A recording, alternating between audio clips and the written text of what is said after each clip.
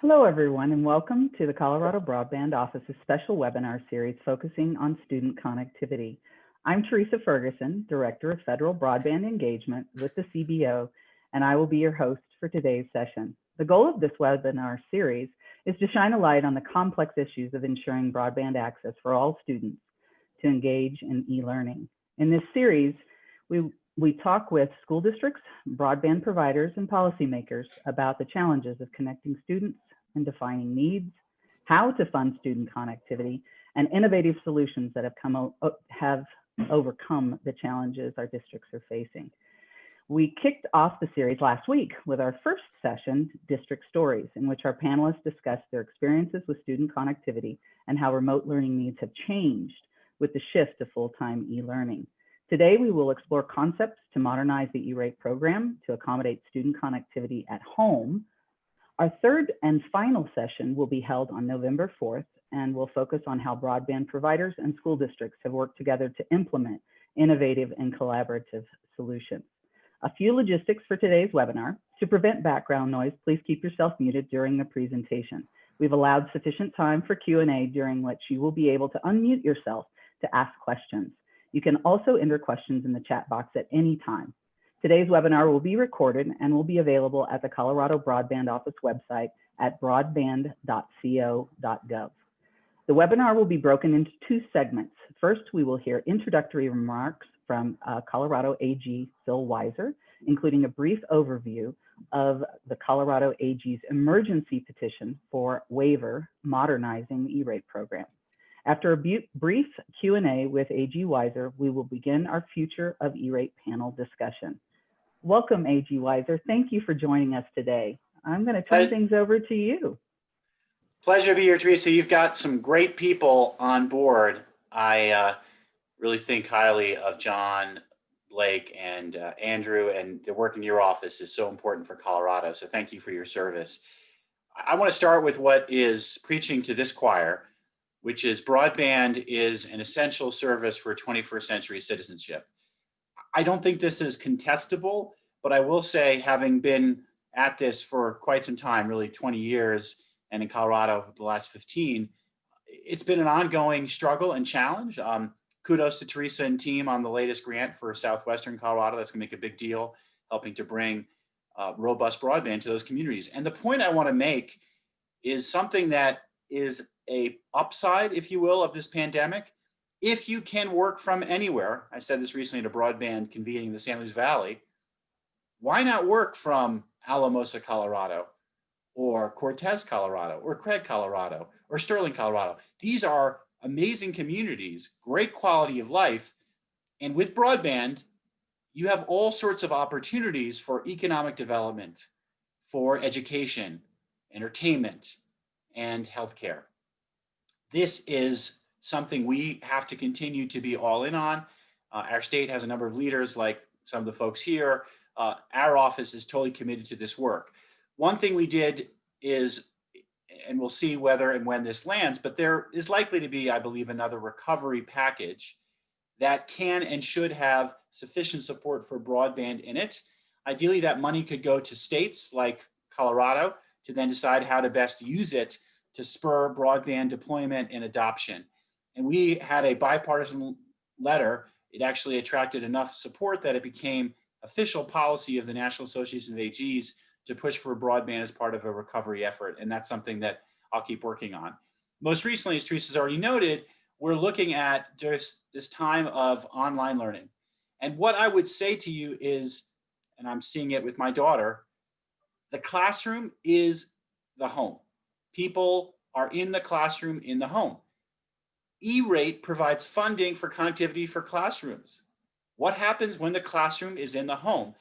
This is what I would call a latent ambiguity in the law. When E-rate was authorized, there wasn't really a thought that we could be in a pandemic and people would be learning from home. During the course of a pandemic, I believe it is reasonable for the FCC to exercise its discretion how to implement this law to allow funding to go not just to schools, but to individuals who otherwise wouldn't be in the classroom because their classroom at home doesn't have broadband access.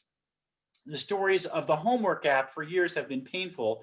People doing homeworks in McDonald's parking lots, et cetera. But now you've got something essentially even worse, which is not only aren't they able to do homework, people aren't being able to be in school at all. And just to put it in a fine way, there's so many variables right now. You've got 1 week on, 1 week off, et cetera, et cetera. You're in for a little bit, you're out. If you are falling behind because you don't have broadband, we're not going to make that up necessarily. That's a disabling of learning, and we can do something about it. So we in Colorado have a three-pronged strategy. First, we had a settlement with T-Mobile that we're tapping into to have free wireless broadband access in a number of areas that need it. Second, the state has put money available through CARES Act funding to support broadband for people who need it. And third, we want the FCC to be able to chip in through this E-rate petition to address what I see as a critical need and really a crisis, because we're going to look back at this pandemic and what we're going to see is there will be people who have been positioned to weather it, and there'll be others who have gone through extraordinary trauma, pain, and difficulty. The absence of online learning is going to contribute to that. We can do something about this. Thank you, AG Weiser. I know that there's going to be a lot of questions. You do have some of your colleagues on the line, folks you've known for quite a long time. But I'm going to first take our prerogative as the host today and see if Megan has some questions that we have for AG Weiser from the chat or online. So Megan, you want to ask some questions to start, and then we'll open it up for Q&A for the attendees. Yeah, I think I just wanted to start with a question about AG Weiser. I know this has been really close to your heart for a long time. What drew you to advocating for this E-rate modernization? So Blake will appreciate this point. When I interviewed at the University of Colorado Law School faculty, I'm now going back to January 1998, I was asked a question. Phil, you seem to have this background in civil rights and caring about people. How is that related to technology? And I said, I worry a lot about a world of information haves and information have-nots. That worry in 1998 has only increased over time. And education, in the best spirit of what the United States has done, is meant to be a gateway to equal opportunity.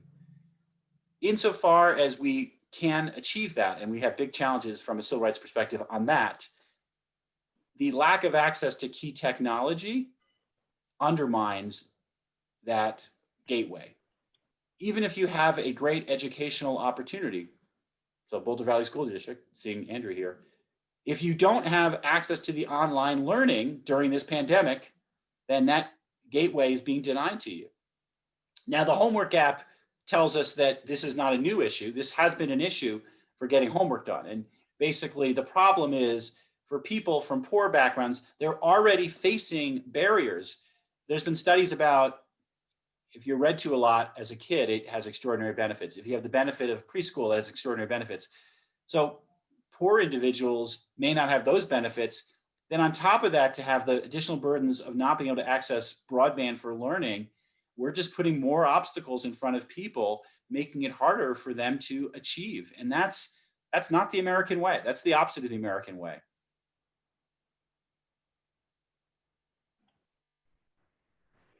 All right, so I'm inviting everyone from the audience. If you have questions, please unmute yourself and please ask them directly to AG Weiser. Don't be shy. I'll jump in, Teresa, if I can. Andrew Moore from Boulder Valley School District. AG Weiser, thanks for being here. I couldn't agree more with your introductory remarks there. This is the battle we've been fighting for me for the last decade in Boulder Valley. I am interested in whether you have received any feedback from the FCC on the waiver request that your office filed.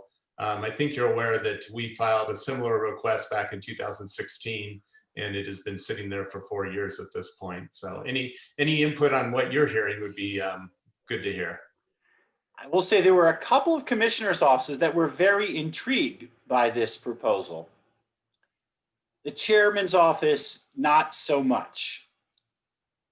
That does not totally shock us. It does disappoint us. I think that the chairman has publicly talked about the law and has suggested the law has certain constraints to it that I don't believe are as binding and as narrow as he may see them.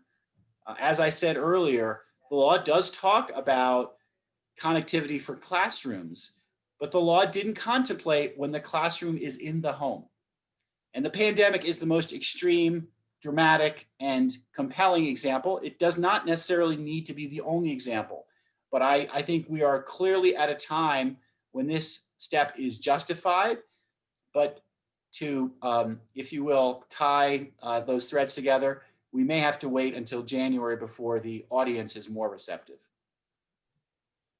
Phil, just to follow up on that, so Chairman Pai contended in his letter to Congress that the statute sort of ties his hands. In your view, is this something that the FCC could nevertheless come around on with if there was a different interpretation of the law, or do you think this is something that is going to take congressional action? No, I think there is a interpretation of the law that the FCC itself can adopt. I've given you the common sense version, which is the law talks about connectivity to classrooms. When the classroom is in the home, connectivity to the home is justified as a exceptional program where E-rate can fund home access where it otherwise wouldn't exist, because that is necessary to have classroom access. Now, part of the point here for those legal scholars like Blake is that laws can be enacted without thinking about all the circumstances, but the administrative agency who implements the law has the ability to act with some flexibility where the law has play in the joints. And I believe the play in the joints exists in current law, so it's not necessary for Congress to have to change the law. We've got John Windhausen here, so I feel like we've got to let John jump in on this point. John, you're one of the very best telecom lawyers ever. I've learned from you since 1996 on this topic. You were there when this law was enacted. Is my point credible? What's your take? Well, thank you, Phil, if you don't mind me calling you Phil. Please, come on, of course. For so long, but yes, you're absolutely right. And I'll say more about this later in my comments, but the statutory support for extending E-rate goes beyond just the definition of the word classroom.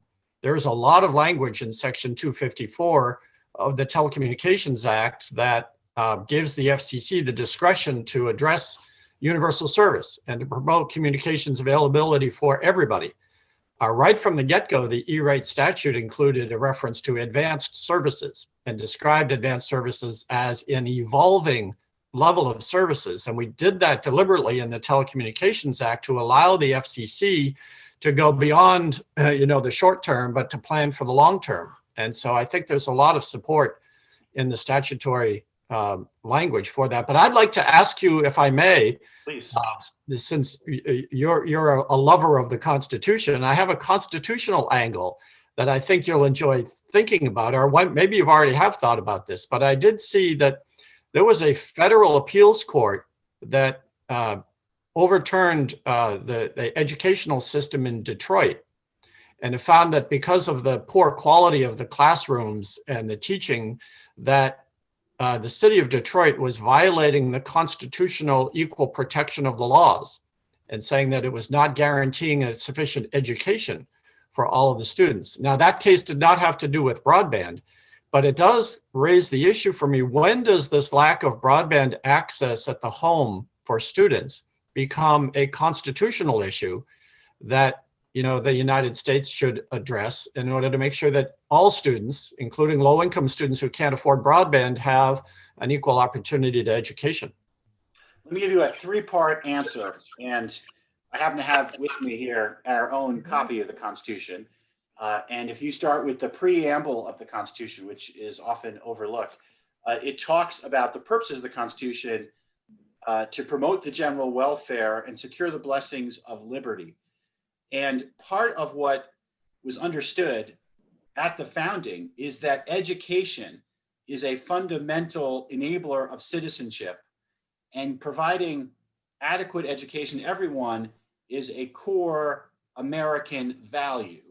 Now, that's a constitutional value. Secondly, does constitutional law, and particularly the Equal Protection Clause, have any teeth here?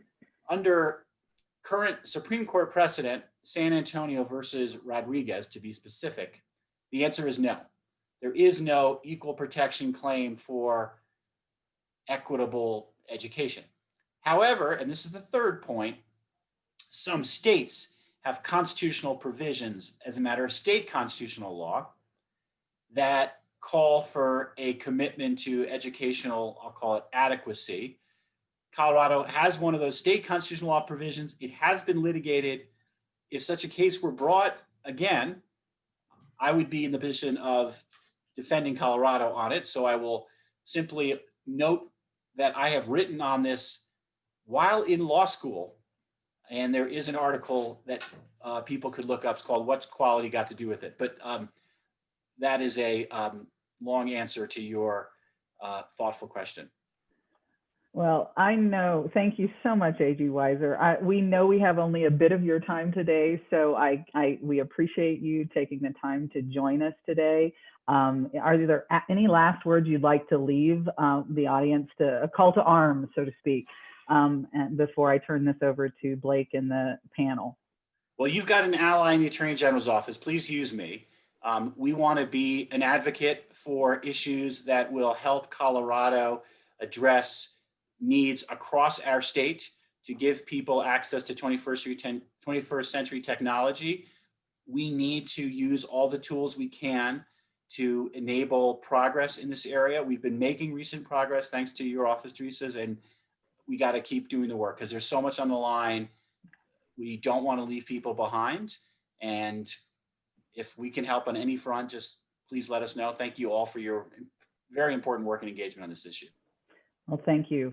For the audience, thank you, Phil, for joining us, and we appreciate it. Thank you all. It's great to be with you. Have a great discussion. Thanks Thank now. you.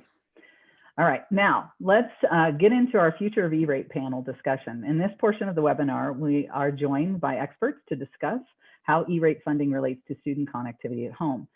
Please, you can enter questions in the chat. Don't be shy. We will have a Q&A session following the panel where you can unmute yourself and ask questions to the panel. But I'm going to turn things over to Blake Reed right now. Blake is our moderator today, and he is the Associate Clinical Professor at the University of Colorado School of Law. Blake, please introduce our guests and set the table for our conversation today.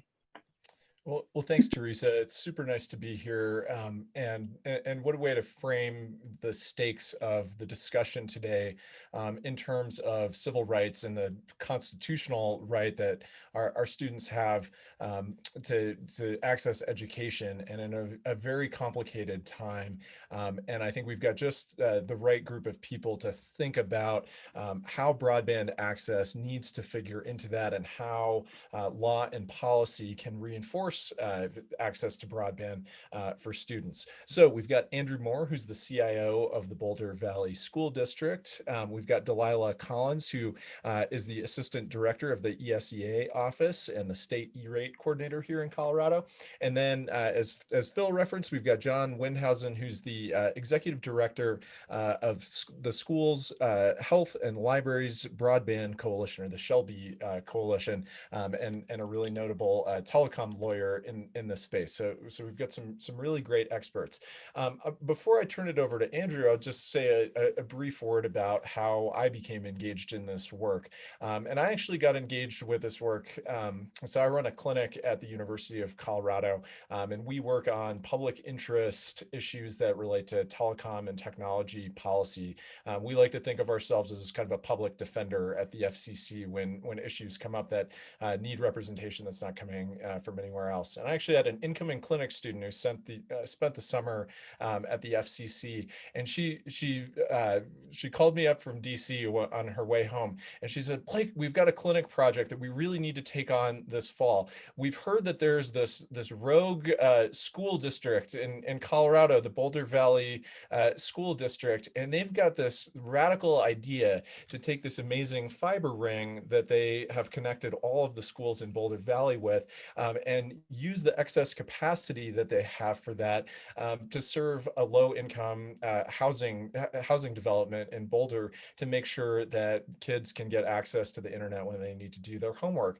But my boss at the FCC says it's not allowed under the rules, and we need to figure out some way to fix that. And so that student of mine introduced me to this whole topic and introduced me to Andrew Moore, who was the rogue CIO behind the rogue school district that was thinking about doing this.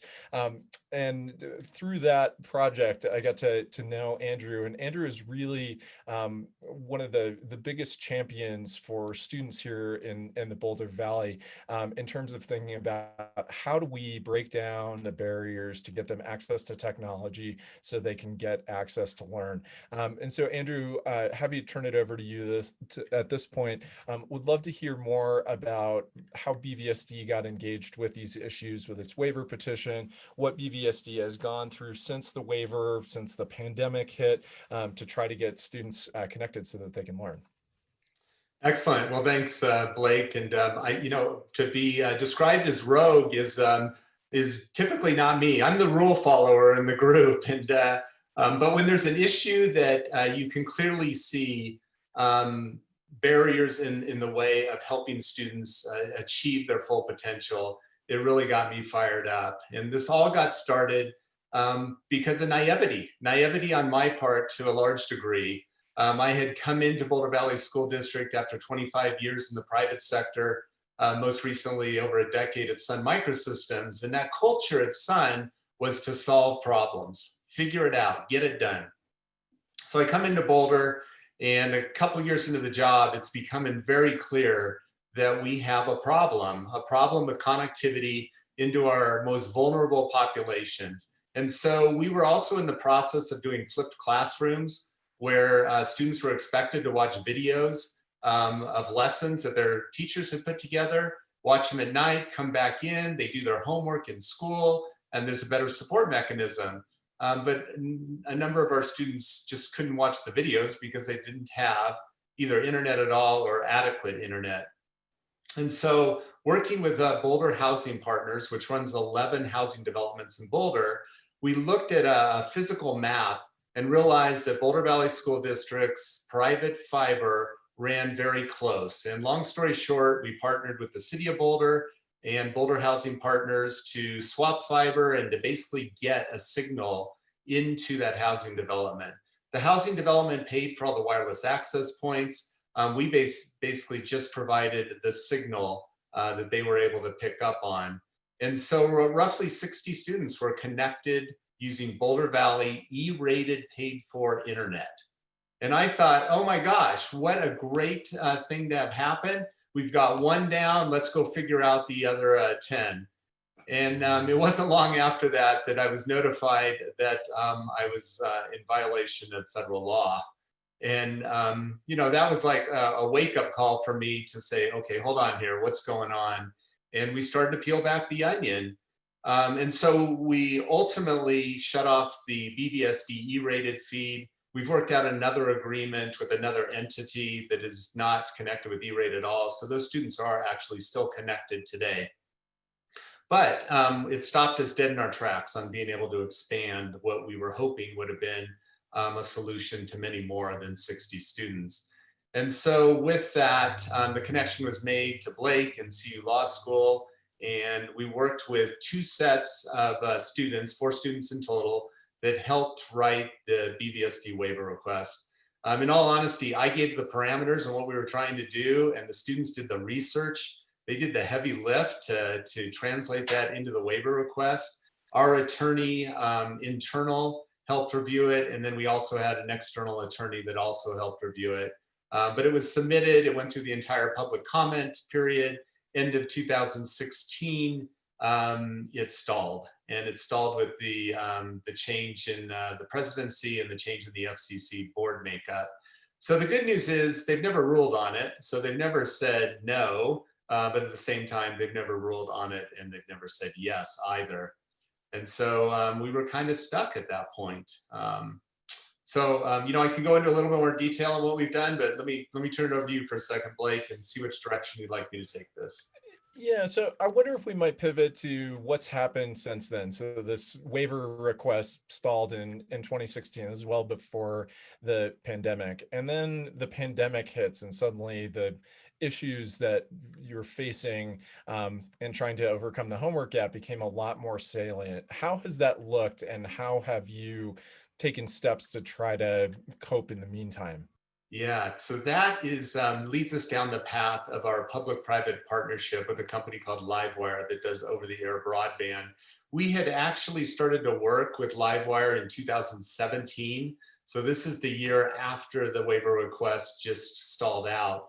And we basically stood up one school in 2017 to see if their technology could help provide internet to those kids in need. And we learned that it worked, and they were doing their backhaul on a microwave link, but the antenna was on one of our schools, so it had good coverage in that neighborhood. The following 2 years, we added 2 more schools, but we changed the makeup of the network, and we backhauled them on one strand of our fiber so that they didn't have to set up the microwave links. The fiber was more reliable. And so 2019, we've got 3 schools that are connecting students. And that model with Livewire is basically, we'll give you the backhaul, we'll give you the location to put your antenna. In exchange, you will connect all of our free and reduced lunch eligible students for free. And so that started the connectivity using that solution. 2020 hits, March happens, we all go home. It just puts a highlight on the gap that we had with students not connected. And the Board of Education then gave the go-ahead and inked a contract with Livewire to take this technology across the entire school district. So we are diligently working with Livewire right now to expand it. We're on 6 schools as I speak. 2 more are close to being lit up, primarily in Lafayette. And then we've got our first school in North Boulder. And that'll expand in North Boulder as our next area to get this going. I'll just add too that Livewire has been a great partner with us. Not only are we getting more students connected, they're sharing revenue with us as well. So this is a way to put money back into BBSD to further help additional students in need that need to get connected. So that's our solution as we're working on it, but I would certainly love to see 2 things happen. One is the E-rate program be modernized, and either through AG Weiser's waiver request, have that approved, or get our waiver request approved. The second thing is, I would love the Colorado State Legislature to revisit Senate Bill 152, which was passed in 2005. And it basically says government agencies cannot provide internet to homes. And you can't do that unless you've had a vote of your taxpayers. We did take that to a vote in 2015. So we're out from underneath that restriction. But I look at it as an antiquated restriction, and I would love to see the state just eliminate it so poorer communities don't have to pay for elections and everything else involved with them. Well, thanks, Andrew. So that's a perfect place to start, and a really remarkable example of how local leadership can kind of weave around some of the barriers that that students face. But Delilah, I want to shift over to you. In your role as the state E-rate coordinator, you get to see a bigger, kind of more macro view of how school districts are contending with some of the same issues, and maybe different, maybe more difficult issues that Andrew is facing in Boulder.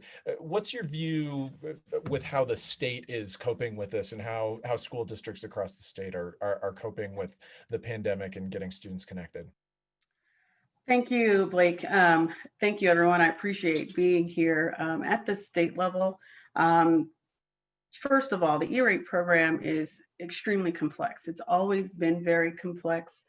There have been efforts by several groups to try to make it a little bit easier for applicants to apply.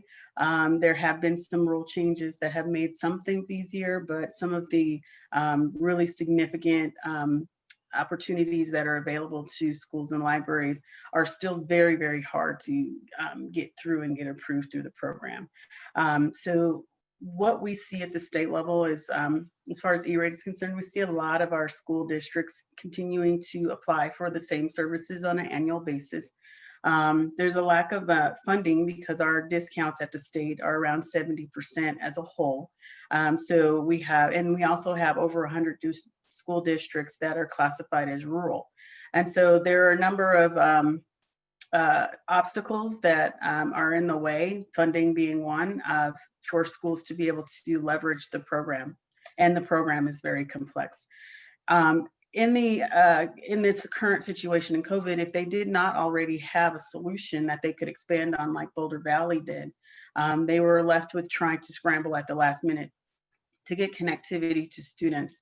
What we're seeing is that a lot of our metro districts are able to capitalize on some of the programs that are already available in the metro area, like Comcast Essentials and the T-Mobile Project 10 Million that are giving out hotspots. However, in some of our rural communities where those services are not available and the service providers are even smaller, are still struggling to get us a number of their students connected just so that they can be online. We do have a number of our smaller school districts that their students are attending school full time in the building, but when there's an outbreak and they have to send them home, that's where we have the problem. So we have at the state level, through the CARES Act funding, have set aside $2 million to kind of help support some of those efforts.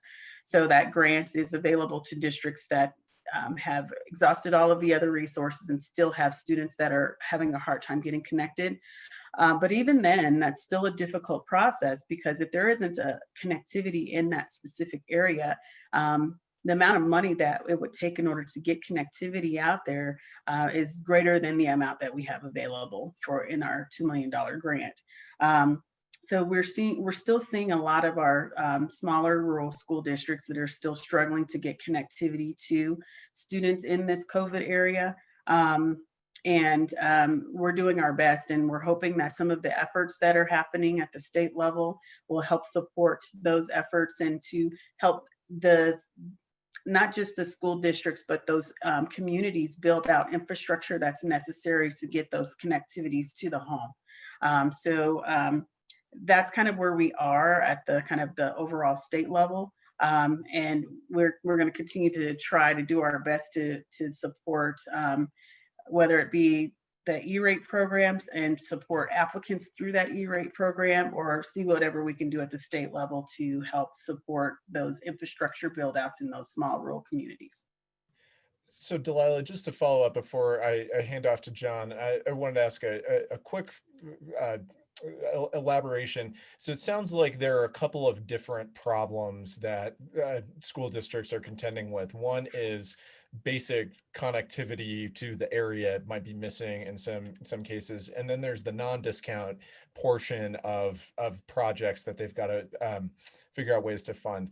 What are your ideas, or what creative solutions have you come up with, or if you get to sort of wave your magic wand, what's the right way to fix each of those problems? I know, for example, that you've done some interesting work in connecting school districts with funding related to housing to bridge some of those the non-discount portions of the costs.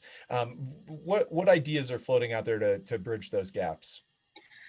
So we partnered with the Education Superhighway, and they did a study of kind of the connectivity that is that districts that they currently have, and pricing structures. And so through that transparency that the FCC is required on the E-rate program, there has been a great deal of effort in identifying those areas where pricing is just way too expensive. We partnered with the Department of Education and the Office of Information Technology, partnered with the the Colorado BOCES Association, and created the Colorado Education Broadband Coalition. And that coalition is two BOCES and one school district in the northeast part of Colorado. And basically what they've done is they've come in and they've created an RFP and have about 37 districts sign on to that RFP in order to drive down the costs of E-rate connectivity, or subsidize the cost, or drive down the price of connectivity in those areas. So they went from districts only receiving one bid for $800 a megabit to receiving 82 cents a megabit in those areas. So that's one creative way that we've been able to kind of walk through and determine how to help subsidize or to bring down the cost of those services in those areas. And again, that's in the northeast part of Colorado.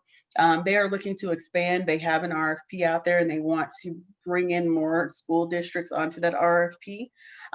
The other part that we were talking through when we were working with the Education Superhighway is we were able to identify that of the districts that did not have fiber or were trying to build fiber infrastructure, their non-discount share ranged anywhere from $5 to $14 million across the state. And so what we've done is that we've looked at some of the grant programs that we have available that have already been earmarked for broadband and connectivity, and asked the FCC, or the Universal Service Administrative Company, USAC, to review those those grants to determine whether or not they can benefit or they can be used for the state matching program that's available in the E-rate program. And so we were able to get one of our best grants, the Building Excellent Schools Today, has a component of those funds that have been available for matching. The other part of that was to take a look at any other state funding that we receive and to determine whether or not there's a way that we could set aside some funds in order to help districts with that non-discount share. So we determined that we would need to set aside at least $14 million. And so when districts went to build out the infrastructure that they needed, their non-discount share would be covered through a state grant. And so therefore, and they would also get an additional 10% discount on their services. So that would actually help alleviate the burden on the districts for, otherwise those districts that otherwise would not be able to afford to build out their networks. It would bring in providers into those communities and incentivize those providers to build out to the home, because now they have a large anchor institution like a school district and potentially the library that's being connected with fiber, and then they can connect those homes in those areas. So those are some ideas. I know that the best grant that we have, timing on that is a little wonky, so we're still trying to work that out. But the other option, as far as looking at other state money that we can set aside, might be something that we could do if there was additional state money and help out those areas that are struggling trying to pay for their non-discount share. Well, that's terrific and a great overview of some of the creative solutions that are happening at the state level. So I want to turn now to John, and then I want to urge folks, get your questions ready. We'll have some time for Q&A right after that. But John, you've heard here folks identify creative solutions at the state level, creative solutions at the local level. Obviously, there are big barriers to how some of the funds are flowing from the federal government. What do you see as developments in federal policy around E-rate? Well, thanks, Blake. I appreciate the opportunity to speak to all of you. Colorado really has been at the forefront of a lot of these changes and the reforms that Delilah just talked about. I've been hearing so many wonderful things about the consortium approach as a way to lower costs for rural schools. So I really applaud you and Attorney General Waiver for filing that petition with the FCC. I'm going to talk a little bit about the FCC, and then I'll pivot and talk a little bit about Congress just very quickly. But at the FCC, it's not just Colorado that has been asking for this change. So actually the states of Nevada, has asked for a similar change to E-rate to allow them to deploy fixed wireless to extend a boundary 2 to 3 miles outside the school. And they're looking for E-rate to allow them to do that. Mississippi has filed asking for E-rate support for data cards and hotspots. Illinois has also proposed making E-rate available for wherever the students may be or the teachers may be, not just in the home. And even the Navajo Nation has proposed using E-rate support for cell sites. Now, unfortunately, none of these are making any progress at the FCC. I mean, the Shelby Coalition, we drafted a petition because we see the momentum behind not just what Colorado and Andrew have suggested and that stalled, but more and more states are looking to the E-rate program as a potential savior to deal with this crisis. I mean, we have an emergency on our hands. Schools were not prepared for this. Nobody could have been prepared for this COVID crisis. And the fact that it's continuing, it's extending longer, probably well into next year before we, can get rid of this darn thing. So that means an awful lot of learning is taking place online. But there are some school districts where 40, 50, I heard yesterday, 60% of students don't have broadband at home. So this is a national crisis. And it's very unfortunate that the FCC chairman has not recognized this crisis and changed the E-rate rules. So Shelby, we asked him to do this on a letter we filed back in March, just at the beginning of the COVID crisis. We heard crickets back from the FCC. They did some other good things, to be honest. They extended the E-rate deadlines, extended the gift rule waiver. So that was helpful, but that was kind of a recognition that, hey, schools need help and libraries need help too in this situation. But the FCC chairman wrote to Congress, as was mentioned, saying that he's not in favor of trying to make E-rate eligible for service to the home. And we disagree with that. So we prepared a petition that was even broader than what Attorney General Weiser had filed.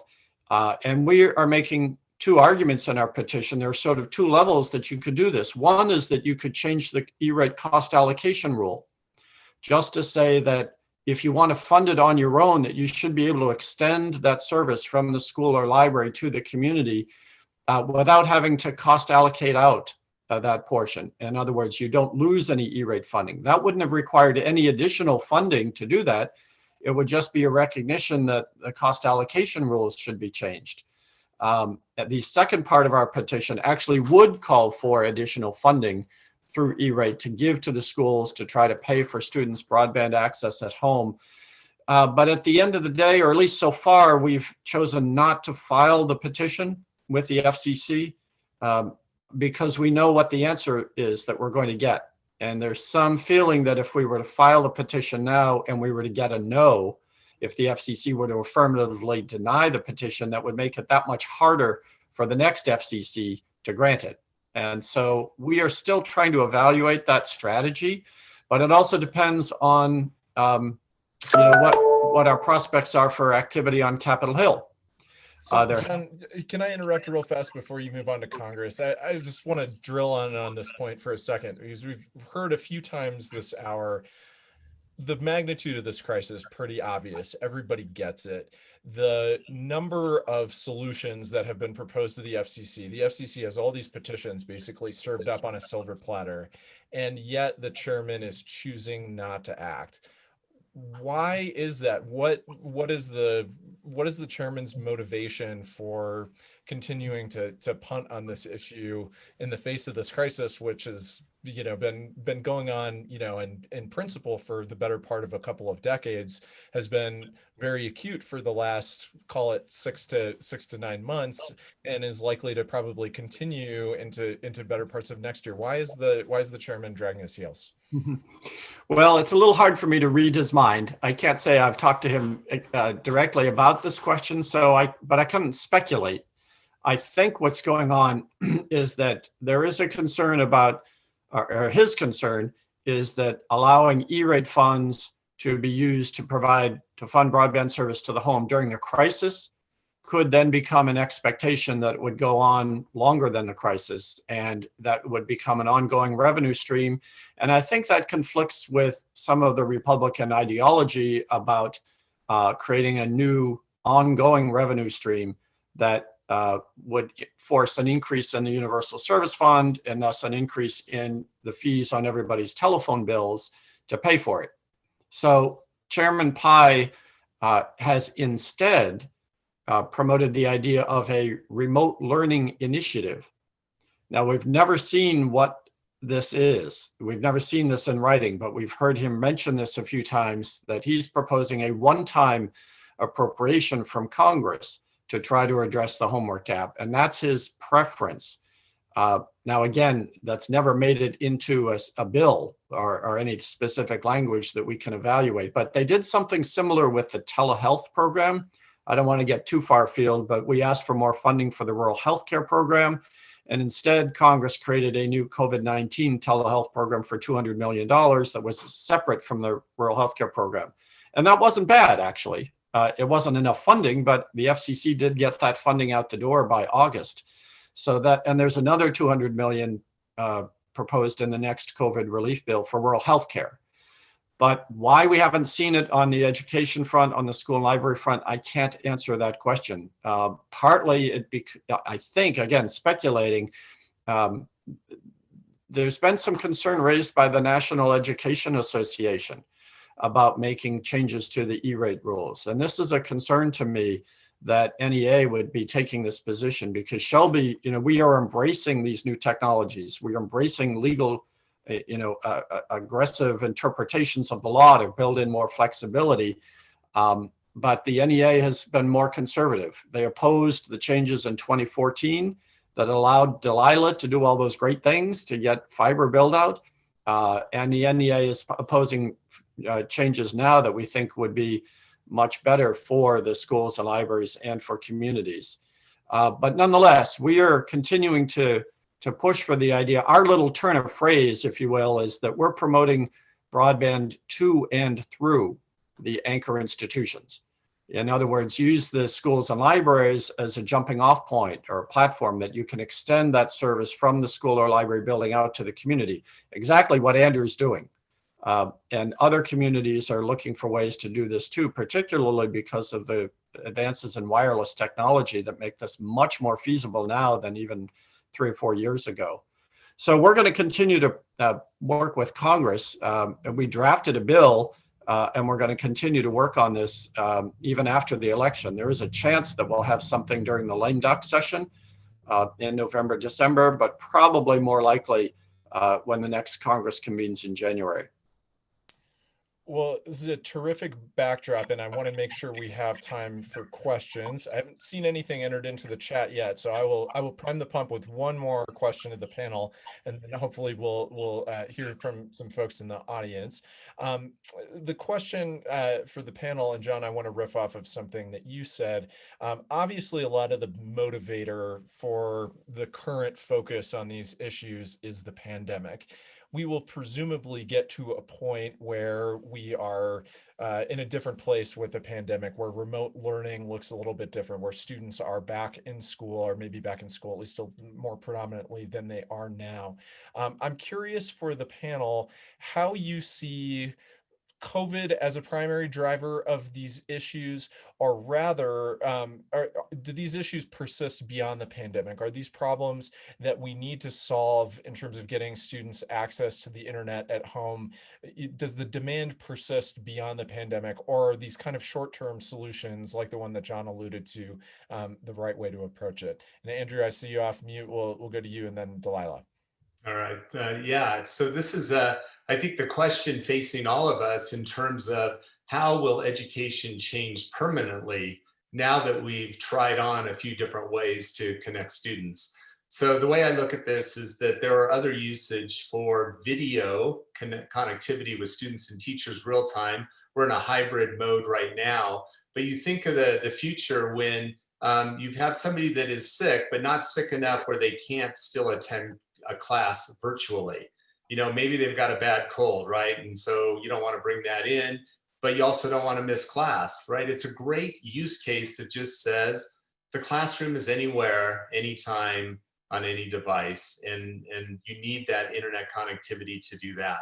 You also have the case of collaboration, I think one of the things the pandemic has done is created the Zoom, Meet, WebEx world, where I think we're all now getting more comfortable with video calls and connecting and collaborating in that way. And that could be a group of 3 or 4 students getting together on a project. And if you don't have good internet, adequate internet, both downloading for content and uploading for your own video to go out, then you wouldn't be able to take advantage of that. And then, of course, the one that floats around Boulder is, will there ever be a snow day again? And you think about, maybe not. Maybe you just pivot to the remote learning world that we're now pretty all used to. Yeah, Andrew, you're absolutely right. You're on the same track that I was going, is that the way that we provide educational services to our students is going to change. Everything about the way that education is delivered is going to look differently going forward because of COVID. We've been in a situation to where we've been able to identify and try to solve and provide a solution for students in this crisis. But beyond the crisis, we're finding that there are some students that excel much better online than they do in an actual classroom. And we want to meet our students where they are and give them the most, the best opportunity to be successful and to learn. And so that's what, changing the way that we deliver instruction is going to look like going forward. I'm always brought back to the National Education Technology Plan that we as states have participated in writing for the last several years. And that National Education Technology Plan, which I always tell the FCC you need to look at, because there needs to be some congruency there. It states that education is ubiquitous. It should happen anywhere and everywhere, and students should have access to learning at all times, no matter where they are. And they need to, and education is the great equalizer. So some of our rural areas are having trouble with retaining teachers. And if they can't get a teacher, a math teacher or a social studies teacher in the high school, that's going to affect their graduation. So technology is that bridge. That technology is the tool that's allowing those students to get the education that they need in order to graduate on time. So Andrew, you're right. This is going to be a new era in education, and we're going to see a lot more hybrid models being offered after the pandemic, because again, our students, we need to meet them where they are, and they can benefit from both online and in-person instruction. Blake, I've got one other thing to add to further the point about adequate internet. I think we've all been working over the years to get everybody connected, and that worked once you got students connected when there wasn't the video component. You could stream video down just fine on Internet Essentials, 25 megabits down, unadvertised 3 megabits up. You could have 2, 3, 4 students downloading video and getting flipped classrooms. That all worked. What the pandemic has highlighted for us is the need for adequate internet upload speeds as well. And so what I hope doesn't just get lost in this whole discussion is that the pandemic is over, where we can go back to the way it was. We've highlighted a new flaw in the existing model. And Internet Essentials is great. At least Comcast is at the table with their 25/3 solution. CenturyLink here in Colorado, they shut down their Internet Basics, which was basically the same program back in 2017. So they're not even helping us with these affordable solutions for our students. So yeah, I don't think it goes away after the pandemic goes away. So Andrew, I really quick wanted to pick up on that topic. There's a question in the chat about using LTE or using other sort of maybe fixed wireless solutions. Does the need for better upstream foreclose the use or suggest the use of particular technologies? Or how does the new sort of demands on the network, how does that drive your thinking about as a CIO, what kind of technologies you're going to use? Yeah, so it's all about the upload speed. I mean, I'm originating from my home here, and I've got about 11 megabit up, and my video is fine. My wife may actually be on a video call right now doing the same thing, and I don't know. But if I was on 3 megabit and I was trying to initiate this call, and she also got on in a 3 megabit world, it would start to fall apart. And if we had either our son or daughter here, it would get even worse. And so what's changed for me is really looking at this problem, not just from the download perspective. It's that holistic, that in order to use these more modern tools, these more robust tools, that you need the bandwidth going in both directions. I mean, you can go out right now to the Internet Essentials marketing site and you won't find the upload speeds. And that was fine when we weren't doing video. COVID has pivoted us, and that's the change right there. Has obviously changed now. So we've got one more question in the chat. Teresa, have we got time for one more quick one? Absolutely. So this is a question from Nate Wallowitz, and Delilah, probably for you, but anyone else, feel free to chime in. Nate's wondering about when we're leveraging other state funds, what about connecting to existing state-funded networks? So obviously the state's got a number of initiatives that fund networks.